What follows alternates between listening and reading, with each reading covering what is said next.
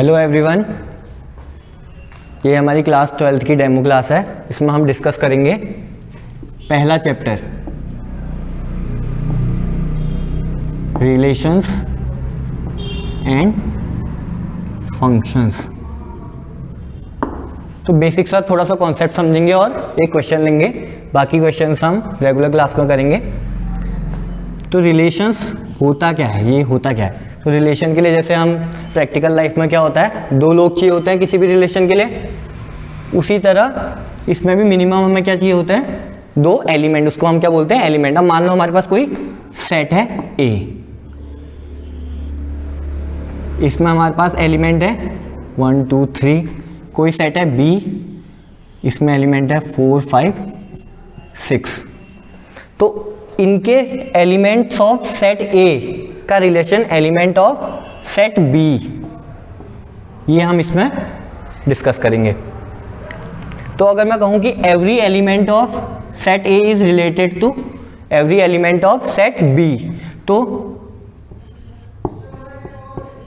वो क्या होता है हमारा A cross B. Every element of set A is related to every element of set B, ये होता है ए क्रॉस बी। और इसको क्या बोलते हैं हम, कार्टेशियन प्रोडक्ट।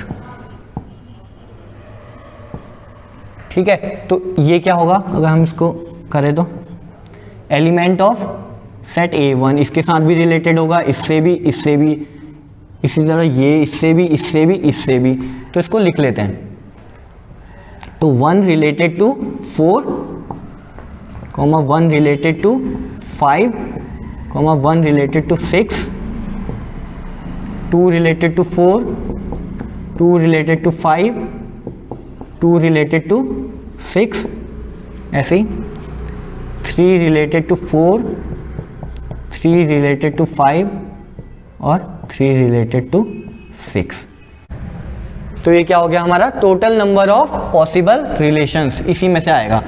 तो अब मैं एक रिलेशन लेता हूं R1, एक रिलेशन लेता हूं R1। तो एक रिलेशन R1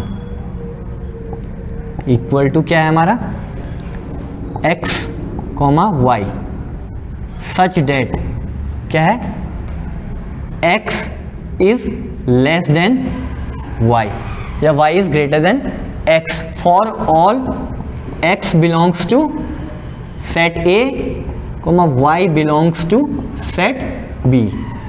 ये हमारा एक रिलेशन है। और इस फॉर्म को, किसी भी रिलेशन की इस फॉर्म को क्या बोलते हैं, set builder form. Set builder form, ठीक है। तो अब इसकी रोस्टर फॉर्म लिखेंगे हम। रोस्टर फॉर्म में क्या है, x, y और कंडीशन क्या है, x is less than y।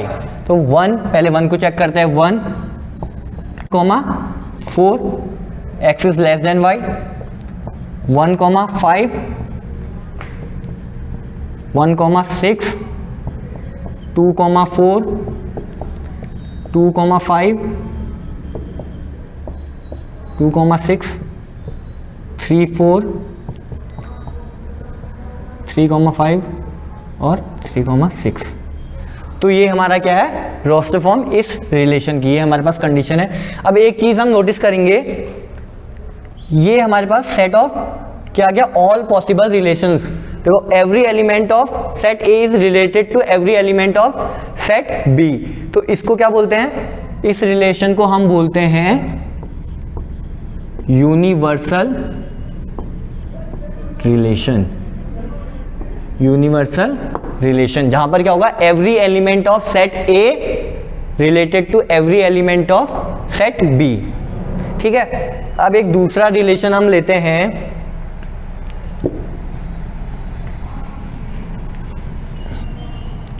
Relation R2। ठीक है, एक रिलेशन हम लेते हैं R2 equal to x, y such date x is greater then y for all x belongs to set A, y belongs to set B। ठीक है, इसमें check करते हैं ये कंडीशन। तो यहाँ पर अगर हम देखेंगे तो हमारे पास कोई भी ऐसी कंडीशन नहीं है, 1 किसी से भी ग्रेटर देन नहीं है, 2 less than 4 less than 5 less than, तो ये हमारे पास क्या आ गया है, एक एम्प्टी रिलेशन, जिसमें हमारे पास कोई भी एलिमेंट ऑफ सेट ए वो रिलेटेड नहीं है एलिमेंट ऑफ सेट बी से। तो ऐसे रिलेशन को हम क्या बोलते हैं, एम्प्टी रिलेशन, और इसको डिनोट किससे करते हैं, 5 से, इस सिंबल से, एम्प्टी रिलेशन। ठीक है, और जो मैंने इससे पहले पढ़ाया था क्या, यूनिवर्सल रिलेशन, यूनिवर्सल रिलेशन, इन दोनों को हम क्या बोलते हैं, ट्रिवियल या ट्राइवियल रिलेशन,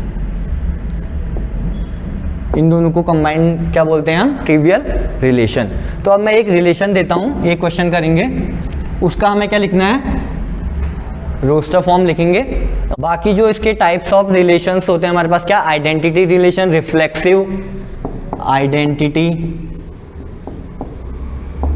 रिफ्लेक्सिव, सिमेट्रिक और ट्रांजिटिव, ये हम अपनी रेगुलर क्लासेस में पढ़ेंगे। तो एक बेसिक सा क्वेश्चन देख लेते हैं, उसमें हम क्या करेंगे, उसकी सेट बिल्डर फॉर्म से रोस्टर फॉर्म में उसको कन्वर्ट करेंगे। तो एक रिलेशन है हमारे पास, R equal to x comma y such that y is equal to x plus 3 for all x belongs to set A, y belongs to set B। ठीक है, तो ये कंडीशन है और इसके अकॉर्डिंग हम सेट A और सेट B के बीच में रिलेशन निकालेंगे। तो पहले x 1 plus 3 4 1, 4 सेट बी में है, y belongs to set B. दूसरा एलिमेंट है हमारे पास 2 plus 3 5 belongs to set B, 3 plus 3 6 belongs to set B. तो ये हो गया हमारा रोस्टर फॉर्म इस रिलेशन की। ठीक है, तो अब इसमें क्या होता है, जो भी हमारे पास रिलेशन होते हैं वो क्या होता है, जितने भी हमारे पास रिलेशन होंगे from set A to set B, वो क्या होते हैं, या तो सबसेट होगा या इक्वल टू होगा किसके, जो हमारे पास क्या था, कार्टेशियन प्रोडक्ट का। क्यों, क्योंकि हमने क्या, कार्टेशियन प्रोडक्ट क्या होता है, रिलेशन एवरी एलिमेंट का relation with every element of set B. ठीक है, तो ये जो रिलेशन होंगे हमारे पास वो क्या होंगे, या तो इक्वल टू होगा तो वो क्या हो जाएगा, यूनिवर्सल रिलेशन, और या तो क्या होगा, subset of A cross B. और अगर मैं निकालूं total number of possible relations, total number of possible relations, ये क्या होता है, 2 raised to power number of element of set A m into N, number of element of set B. तो इस केस में क्या हो जाएगा, 2 raised to power 3 इंटू 3,